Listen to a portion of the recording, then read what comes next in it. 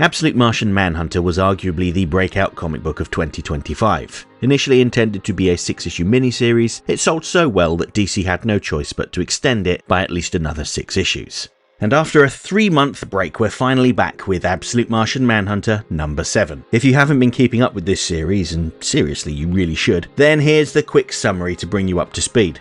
So in this universe, the Martian Manhunter isn't just one hero, he's an unconventional partnership between FBI agent John Jones and a mysterious interdimensional entity calling itself a Martian. After surviving a deadly cafe bombing, Jones was saved by this alien presence and gifted with psychic powers, showing him colourful plumes of smoke rising from people's heads, which allows him to read, or should that be smell, their thoughts. Together, they've been investigating a surge in violence and intolerance across Earth, from mass shootings and arson to heatwave-fueled riots. But these heroics have come at a cost. Jones's obsession with stopping chaos drove a wedge between him and his wife Bridget, who left him during the heatwave, frustrated by his distance. Meanwhile, the Martian uncovered that the violence wasn't random at all. It was being shaped by the White Martian, and behind it, Darkseid, an unseen force pushing humanity towards its worst instincts.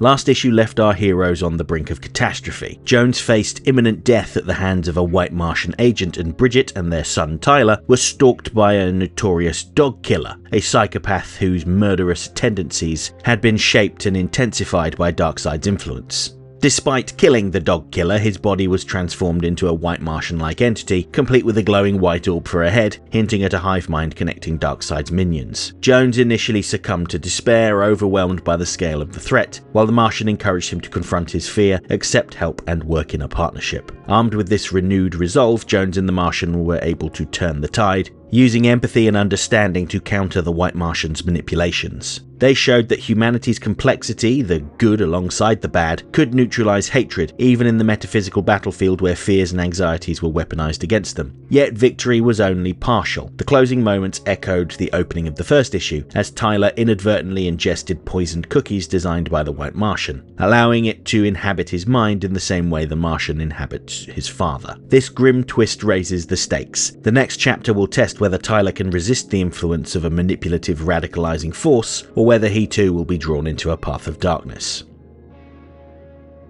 So, this latest issue picks up 3 months after the events of the last issue. Jones is now living in a motel, despite telling Bridget and Tyler everything, and he has been placed on leave after the endless night and all those bodies were discovered at his home. Now that he's been cleared to return to work, he has been placed on desk duty and has a mountain of paperwork to catch up on, which is never fun. We're shown that despite the citizens of Middleton's revelation at the end of the last story, briefly gaining psychic abilities and feeling like a collective, people have decided to avoid talking about it out of embarrassment.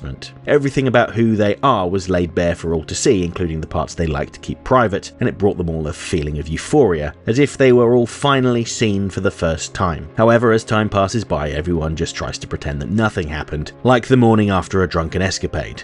And to Jones, the cognitive avoidance looks like a cloud of red, black and white smoke circling their eyes, like pollution. And it must be very frustrating to see so many people deliberately avoiding the truth about existence, to be shown that we are all one, living a shared experience, and for people to just kind of shrug at it. Similarly, despite the White Martian's retreat, his influence can still be felt. Jones may not be able to investigate any cases officially, but that doesn't stop the Martian from doing his good work, spotting those with the fog of hate circling their heads, popping in and cleaning up the mess. The Martian tells Jones that his kind cannot truly be killed. Dying is a very human, three-dimensional concept. No, the Martians are like ideas, they can't die in a traditional sense, and as we know, it has currently taken root in Tyler's psyche. And speaking of Tyler, he's ominously seen making models of monsters in his room, which can't be good. Jones asks the Martian what it truly is, and instead of answering, it simply shows him. At first, the Martians are a single beam of light passing effortlessly through matter, but when that light strikes something absolute, a solid black shape that could be Darkseid, it fractures, splintering into colours that scatter in every direction. Green, white, and others we don't yet understand. If the Martians are ideas rather than organisms, then this isn't a species at all, it's a spectrum. Beliefs that divide, multiply and persist long after their point of origin. Which brings to mind the Enlightenment spectrum from Absolute Green Lantern, although there's no signs that the two are connected. Jones isn't meant to grasp all of this, he's human, and as the weight of it all crashes down on him, So does his car. And his problems don't end there. At work, while he has been exonerated, his co-workers are still suspicious of him. Agent Newell, for instance, doesn't trust Jones, although it's revealed that Jones had replaced his partner after he had a heart attack and died in the line of duty. Newell's resentment doesn't really have anything to do with Jones at all. It's all about his bitterness that his friend dropped dead suddenly. Jones offers his condolences, saying they had heard his partner had been a good man. Will that change their frosty relationship?